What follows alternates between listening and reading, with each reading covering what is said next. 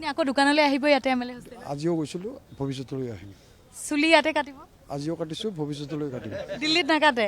দিল্লীত মই কাটা নহ'ব, কাৰণ মই দিল্লীৰ আচলতে চেলুন চিনিয়ে নাপাওঁ। গতিকে মই চেলুন ইয়াতে সপ্তাহত 15 দিনত আহিলে মই দাড়ি আচলতে 7 দিন 10 দিনৰ মূৰত কাটো। গতিকে যেতিয়া মই ইয়াত আহিম ইয়াতে কাটিম। মানে আপুনি 7-10 দিনৰ মূৰে মূৰে ইয়াতে আহি থাকিব? ডেফিনেটলি মই শনিবাৰ ৰবিবাৰ মই অসমত পাব মোক।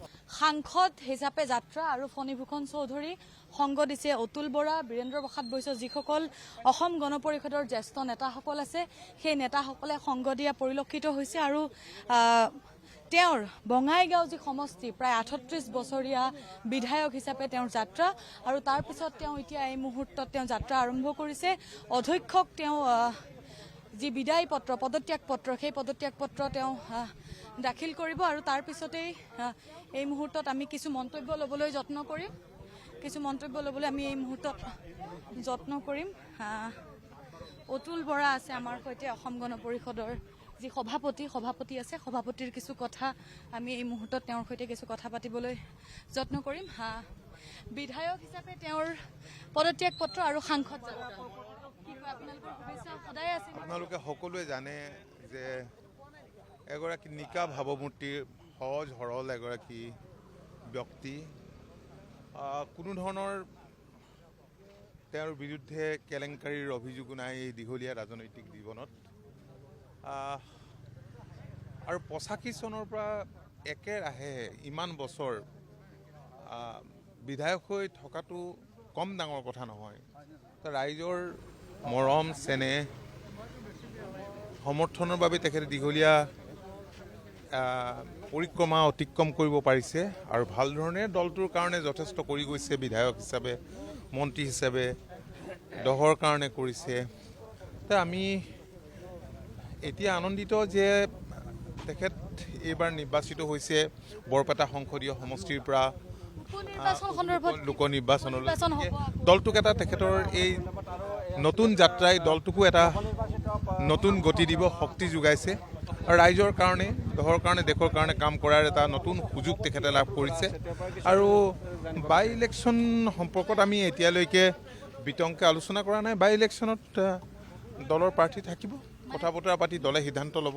চৰ্চা চলিছে, ফণীভূষণ চৌধুৰীৰ পত্নীৰ নামটো চৰ্চা হৈছে।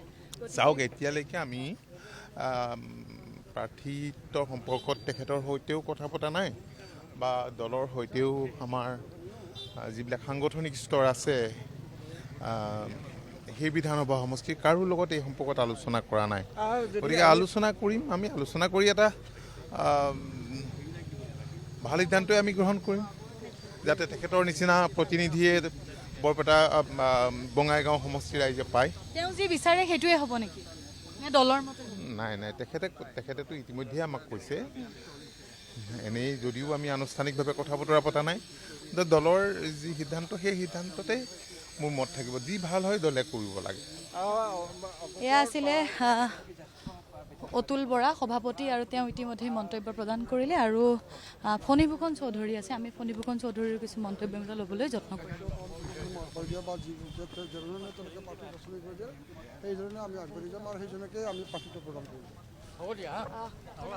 এয়া আছিলে ফণীভূষণ চৌধুৰী, আৰু কিছু কথা আমি তেওঁৰ সৈতে পাতিবলৈ এই মুহূৰ্তত যত্ন কৰিম। 38 বছৰীয়া আপোনাৰ যাত্ৰা কেনেধৰণে আজি কৰিছে? চাওক, 38 বছৰীয়া কাৰ্যকালৰ আজি অন্তিম দিন মোৰ আজিৰ কাৰণে, আজিৰ দিনটো। এই 38 বছৰীয়া কাৰ্যকালৰ মই প্ৰথমতেই আজিৰ দিনটোত মই বঙাইগাঁওবাসী ৰাইজক মই আন্তৰিক কৃতজ্ঞতা জ্ঞাপন কৰিম, তেওঁলোকক ধন্যবাদ জ্ঞাপন কৰিম, তেওঁলোকৰ প্ৰতি মই শ্ৰদ্ধা নিবেদন কৰিম। তেওঁলোকে দুখটো ডেফিনেটলি লাগিছে, গতিকে মোৰ দুখ নিশ্চয় লাগিছে আৰু আৱেগো নিশ্চয় হৈছোঁ। কিন্তু কথাটো হৈছে কি, এই ক্ষেত্ৰত মই যিখিনি বঙাইগাঁও সমষ্টিবাসী ৰাইজৰ প্ৰতি যি দায়িত্ব কৰ্তব্য মই যোৱা 38টা বছৰে মই পালন কৰিছোঁ, সেই দায়িত্ব কৰ্তব্যখিনি মই সাংসদ হিচাপে নিৰ্বাচিত হোৱাৰ পিছতো সেই দায়িত্ব কৰ্তব্যখিনি মই পালন কৰিবৰ কাৰণে আগবাঢ়ি যাম।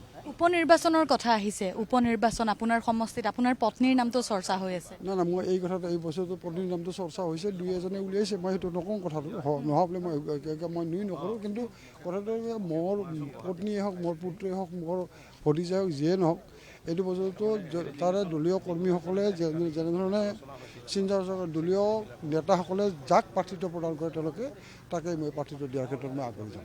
আপুনি ইমান বছৰ আছে, আপোনাক যথেষ্ট ভাল পায়, গতিকে আপোনাৰ কথাও নিশ্চয় শুনিব। যদি আপোনাক সোধে আপুনি কি বিচাৰে সমষ্টিটোত? না না মই সমষ্টিবাসী ৰাইজৰ লগত কথা পাতিম নিশ্চয়। এজিপিৰ প্ৰাৰ্থী বিচাৰিব নে এজিপি পাৰ্টি আৰু ঘৰৰ প্ৰাৰ্থী?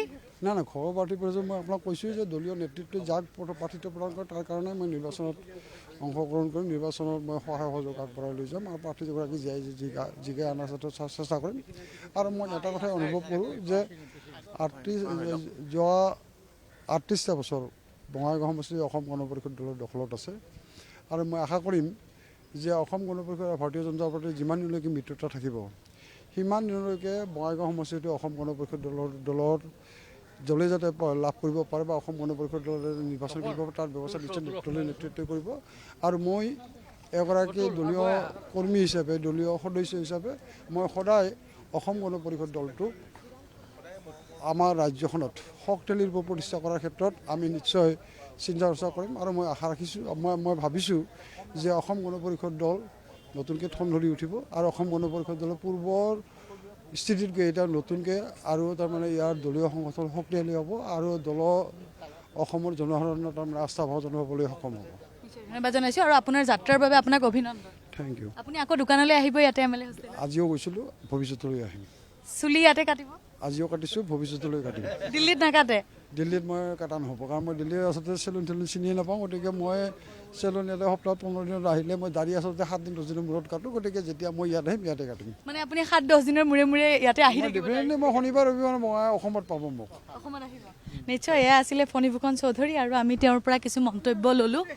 আৰু তেওঁ ক'লে যে তেওঁ অসমত তেওঁ আহি থাকিব, দাড়ি চুলি কাটিবলৈ হ'লেও তেওঁ অসমলৈ আহি থাকিব।